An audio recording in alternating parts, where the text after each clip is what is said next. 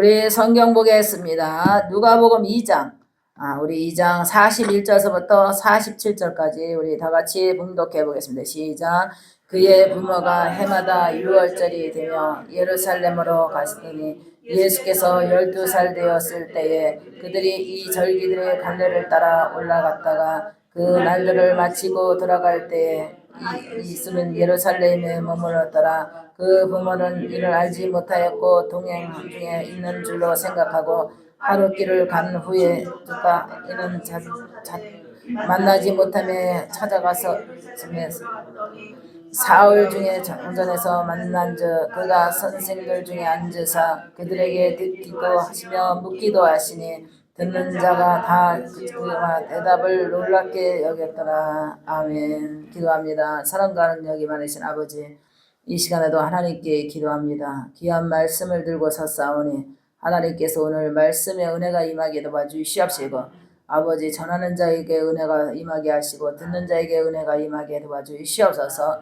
하나님이 함께해 주시리라 믿고 예수님의 이름으로 기도합나이다. 아멘. 할렐루야.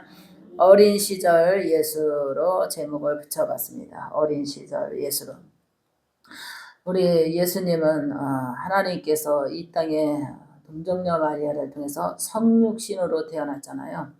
성령과 육신으로 태어났어요. 그래서 우리가 아픈 마음도 육신의 아픔도 우리가 갖고 있는 인격도 다 예수님도 다 그를 체험하면서 성장을 하는 거예요. 얼마나 하나님께서 그 많은 사람들 중에서 마리아라는 사람을 통해서 하나님께서 예수 그리스도가 태어났잖아요. 그래서 예수님은 그 지켜보는 마리아의 그 심정을 한번 생각을 해봤어요. 내 자식이 하나님의 사명을 부름을 받고 또 그 어린 성장하여 나가면서 남다르다는 것을 느꼈을 거 아니에요. 지혜가 총명했고 또 은혜가 임했고 또 지식이 있었고 뭐라냐고 하면 남다르다 이런 걸 느꼈을 거예요. 하나님이 보내주신 자식이지만 특별히 사명감이 있었다는 것을 느낄 수가 있어요. 그래서 그 부모가 그랬어요. 그의 부모가 해마다 유월절이 되면 예루살렘으로 가더니 그랬어요. 우리 보니까 예루살렘으로 해마다 예루살렘으로 가더라 그랬어요. 해마다 유월절이 되면 예루살렘으로 가더니 그랬어요. 예수께서 12살 되었을 때에 그들이 이 절기를 갈래를 따라 올라갔다가 그랬어요. 올라갔다가 이제 그 갈래를 따라 올라갔는데 예수님 여기 보니까 해마다 올라갔는데 그때 당시에 어린 나이에 예수님이 안 보이는 거야. 하루길쯤 왔는데 지금까지 뭐 차가 있고 뭐가 이렇게 우리가 가려면 뭐 편하게 갈 수 있는 그런 시절이 아니잖아요. 항상 걸어가야 되는 그런 시대에 살고 있는데 하루쯤 친척과 걸어서 왔는데 어린아이가 안 보이는 거예요. 예수님이 안 보이는 거예요. 그래서 깜짝 놀라서 찾았는데도 안 보이는 거예요. 근데 이미 예루살렘에 하면 미리 와 있었어요. 그가 헤어져 있는데 어떻게 된 것인가 하고 그랬더니 왜 나를 찾느냐. 그러니까 아마 어린 심령에서부터 부모와 이미 이별이라는 것을 아마 이렇게 심겨졌어요. 근데 마리아가 그거를 인지하는 거야. 왜 선생님들과 이렇게 얘기를 하는데 주거니 받거니 하는데 굉장히 총명하더라고 그랬어요. 그런데 왜 나를 찾느냐고. 어머니 나를 왜 찾냐고 그랬어요. 왜 나를 찾냐고. 그러니까 이미 부모와 이미 이 땅에서 이제 헤어질 마음이 그 영과 마음에 하면 이미 자리 잡은 것을 느꼈어. 감정으로 이게 영으로 느껴진 것 같아요. 우리가 이런 생각을 해봤어요. 만약에 우리에게 자녀를 주었는데 뭔가 이제 요만큼만 살고 하나님이 데려간다고 하면은 우리는 굉장히 슬플 거예요. 굉장히 내 자녀를 여기까지만 우리 앞에 사명으로 내가 데려가겠다. 그것도 부모가 보는 앞에서 그냥 조용히 데려가는 것이 아니라 만 인류의 죄로 인해서 저 십자가에 달릴 거고 거기에 형들에서 채찍을 맞을 거고 모욕을 당하고 무시를 당하고 침뱉음과 갈고리로 채찍을 맞으며 손바닥에 대못을 맞으며 이렇게 비참하게 죽으면서 이 세상을 떠나면서 이별할 것이라 하는 것을 부모가 그거를 느낀다면 그 부모의 심정은 갈기갈기 찢어질 것 같아요. 그 마리아의 그 심정을 한번 헤아려 봤어요. 그래서 굉장히 얼마나 그 자기가 평생에 하나밖에 없는 자녀를 인류의 죄 때문에 자기의 의지로 자녀를 낳은 것은 아니지만 처녀된 몸으로서 하나님께서 성령신으로 하나님이 허락해서 왔잖아요. 근데 33년만 살고 그렇게 인류의 죄로 인해서 감당해야 되는 그 운명적인 그 앞에서 어떻게 마음을 추스렸을까? 엄마의 마음으로, 부모의 마음으로 어떤 마음으로 추스렸을까? 이런 생각을 해봤어요. 그는 신이 아니잖아요. 마리아는 신이 아니잖아요. 사람이잖아요. 사람. 신으로 온 게 아니고 우리와 똑같은 인격을 가진 사람인데 자기에게 그렇게 아들이 왔다가 가야 하는 그 운명을 다 지켜보고 그것을 다 지켜봤잖아요. 어릴 때 성장하는 것부터 또 사역에 예수님의 사역을 다 지켜봤어요. 예수님의 사역은 병든 자도 고치고 귀신도 쫓고 곳곳마다 가면서 사역을 행하는데 어디서만 인정을 못 받냐? 고향에서만 인정을 못 받았어요. 예수님이. 고향에서 인정을 못 받았어요. 그런데 예수님이 그 사역을 행동을 다 하는 것. 가나안 혼인잔치에서도 예수님 어머니가 등장하잖아요. 우리가 가나안 혼인잔치에도 그랬어요. 예수님이 기적을 베풀지 않았고 처음으로 기적을 베푼 가나안 혼인잔치 밤에 거기는 가나안 혼인잔치는 밤에 잔치를 해요. 근데 거기서도 예수님 어머니가 그러잖아요. 아구까지 물을 채워 포도주가 이미 다 떨어졌어요. 물 하인에게 명령하잖아요. 물을 채우라고. 근데 이것은 예수님이 반드시 기적을 베풀지 않았지만 그날에 기적을 베풀 거라는 것을 이미 영으로 마음으로 통한 거예요. 그래서 물을 아구까지 채우니까 기적을 베풀지 않았던 예수님이 물이 변하여 포도주가 된 것을 우리가 느낄 수가 있어요. 이렇게 기적과 표적과 은혜와 사랑과 축사와 축복을 계속해서 사역을 다 지켜본 게 마리아예요. 마리아. 동정녀 마리아. 그것을 아름다운 사역에도 마음이 뿌듯했을 것 같아요. 병든 자를 고쳐줬을 때 마음이 굉장히 뿌듯했을 것 같아요. 귀신 들린 자에게 귀신을 내쫓아주고 가나안 혼인잔치에서 물이 변하여 포도주로 만드는 그 기적 반드시 예수 그리스도만 할 수 있다 하는 어머니의 그 믿음과 신뢰 그거를 우리가 보여주잖아요. 성경에.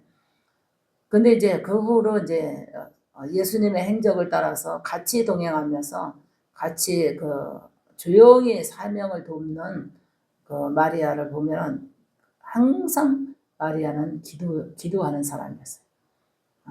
그 아들을 위해서 기도했어요. 그 사명 앞에 기도했을 거라고 봐요. 그래서 우리가 예수님이 이 땅에 오시지 않았다면 우리가 그 고난과 그 보혈의 공로가 없었다면 우리는 사망의 권세를 이길 수가 없어요. 우리는 어둠을 이길 수가 없어요. 죄와 사망을 이길 수가 없어요.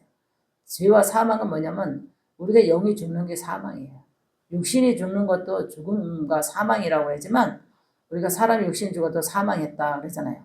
죽었다 그러잖아요. 근데 영이 죽어도 사망이에요. 이 사망의 권세를 이길 수 있었던 것은 예수님이 이 땅에 오셨기 때문에 예수님이 이 땅에 오셨기 때문에 사망의 권세를 이길 수 있어요. 근데 우리가 이제 사순절, 고난주간, 부활절을 통해서 우리가 사순절과 고난주간을 잘 보내야만 부활의 축복이 있어요. 이럴 때는 어떻게 주목을 하느냐. 늘 예수님을 생각해야 돼. 그 감사하는 마음을 갖고 미안한 마음과 죄송한 마음과 죄인된 마음을 가져야 돼. 그래서 아까도 목사님이 이제 이 찬양을 지금 녹음했는데 우리 성도들에게 들려주려고 녹음을 해놨는데 하나님이 십자가를 지지 않았더라면 보혈의 피를 흘리지 않았다면 우리는 사망의 권세에서 이길 수 없고 살아날 수가 없어요. 죄의 짐을 지고 우리는 심판을 받아야 되고 영원히 죽을 수밖에 없는 영의 그 혼란과 혼돈 속에서 우리는 살아갈 수밖에 없어요. 그래서 하나님이 제일 우리가 제일 하나님을 사랑할 때가 언제인 줄 알아요?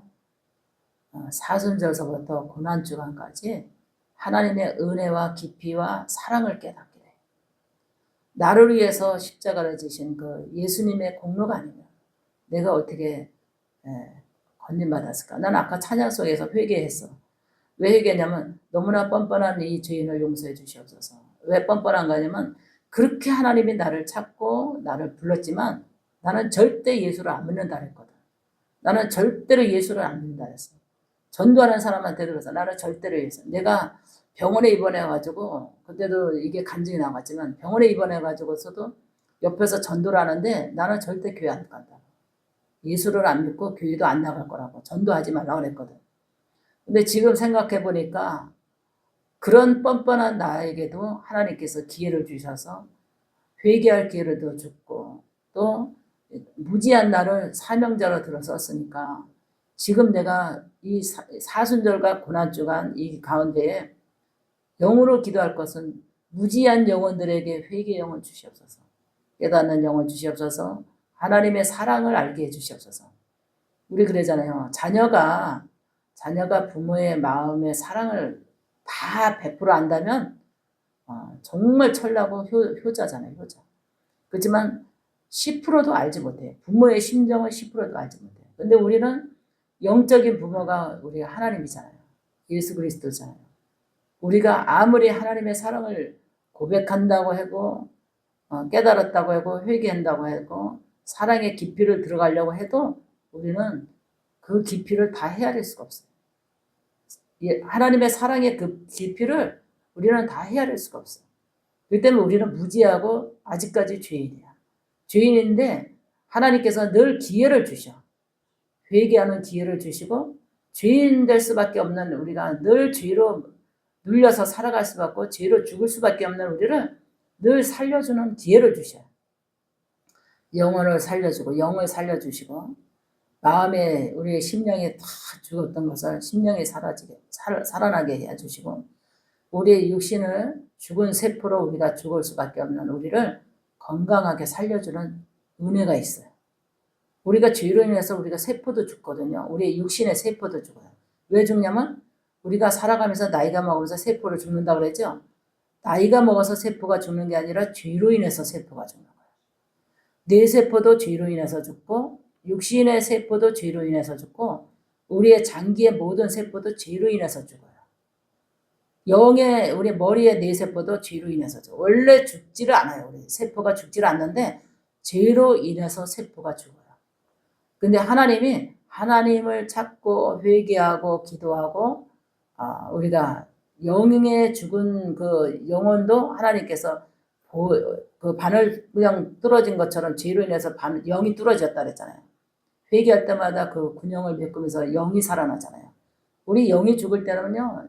영이 혼돈하고 머리가 무겁고 죄로 인해서 이게 암흑 같아요. 근데 회개하고 기도하고 보혈 찬양하고 나면 영이 살아가지고 영이 맑아져. 영이 사는 걸 느껴요. 그런 것처럼 하나님이 늘 기회를 주었어. 영이 사는 기회, 회개를 하면서 영이 사는 기회, 그 다음에 우리가 심령이 살아나는 기회. 우리가 맨날 죄로 인해서 심령이 다운되고 죽을 수밖에 없어요. 그래서 한번 다운되고 죽으면 살아나지 못하면 죽은 인생같이 사는 거예요. 살아있는 그런 희락과 감사와 감동과 축복을 못 누르고 살아요. 근데 우리가 심령이 살아나는 기회도 주셔요.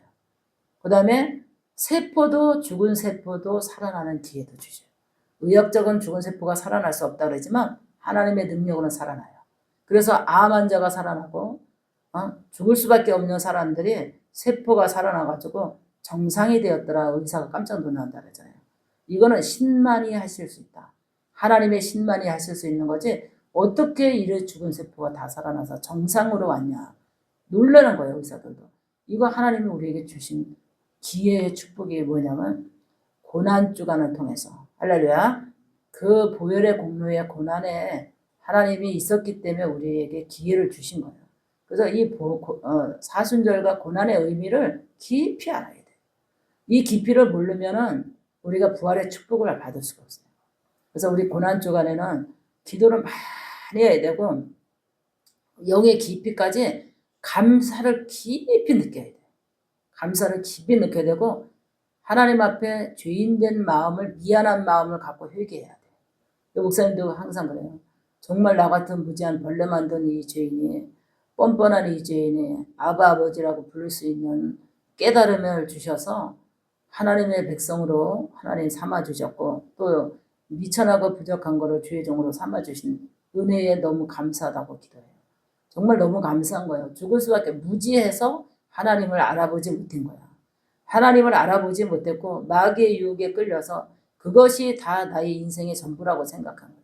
그랬더니 하나님께서 믿을 수 있는 기회, 깨달음을 주셨고, 죄인이라는 것을 깨달았고, 우상을 따라갔고, 세상을 따라갔던 이 마음을 돌이켜서 십자가를 바라보면서 내가 죄인이구나, 내가 죄인이었구나 탄식하면서 회개하면서 영의 사람으로 쓰고 믿음의 사람으로 쓰고 또 하나님의 법을 따라가면서 살아가는 의의 사람으로 쓸 수 있었던 것이, 주님이 건져주지 않았다면, 하나님이 손잡아 주지 않았다면, 이런 생각을 해봤어. 아까도 찬양하면서 아직까지 하나님 선택받지 못한 사람 많잖아요.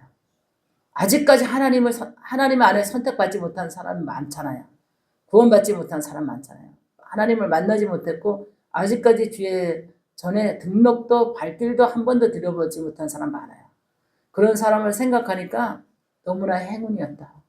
너무나 행운이었고 너무나 축복이었고, 그 많은 수많은 모래알 같은 사람 중에서 너는 내 것이다 지명하여 불렀고, 인내하셨고 참으셨고 모욕을 참으면서 안 믿겠다고, 예수 안 믿겠다고, 절대 예수 안 믿겠다고 하는 나를 하나님께서 살려주신 거에 너무 감사하고 너무 고마운 마음이 생기는 거예요. 그러나 어떻게 했어? 아무것도 주께 드릴 것이 없어요. 아무것도 주께 내놓을 것이 없어. 그러나 하나님 앞에 내가 내놓을 것은 이 목숨 바쳐 신앙 지키고 사명 감당하고 의롭게 복음 전하는 것이 내가 하나님의 뜻을 따르는 것이다, 이렇게 생각을 했어요. 드릴 것이 없어. 주님은 우리에게 몸을 내줬어요. 피와 물과 모든 것을 다 내줬어. 근데 우리는 하나님께 드릴 것이 없어요. 아무것도 드릴 것이 없어.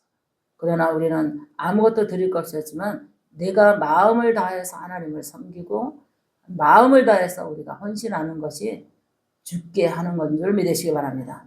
우리가 하면서도 불만하고 불평하고 하면은 다시 하나님에게 실망을 주는 거고, 하나님 앞에 우리가 부끄러운 인생이고, 적은 일에 우리가 충성하는 것이 큰 일을 맡긴다는 것처럼 작은 양심을 깨닫지 못하면 큰 것도 회개하지 못한다는 거.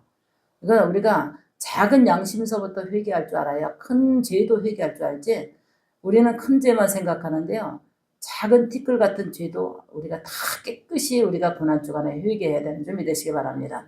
그래야지 우리가 영이 살아나고 우리의 심령이 살아나고 우리의 세포가 건강하게 살아나서 우리가 살아가는 동안에 우리가 사는 역사만 있지 죽을 역사는 없어요.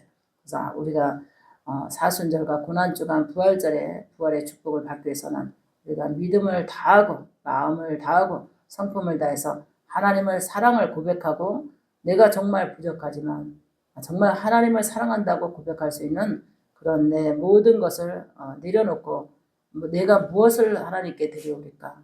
내 마음을 바칩니다. 내 몸을 바칩니다. 내 인생에 무엇을 하나님의 영광을 해서 내가, 주님은 모든 것을 다 우리에게 주었어요. 우리는 무엇으로 하나님께 드릴 것인가 하는 생각을 하고 우리가 이 절기를 잘 지켜야 되는 줄 믿으시기 바랍니다.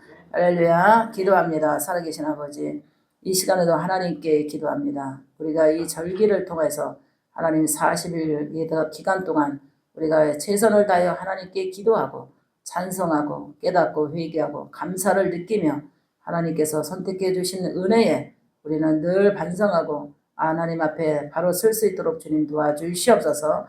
주의 영이 함께 주시리라 믿고 예수님의 이름으로 기도합니다. 아멘.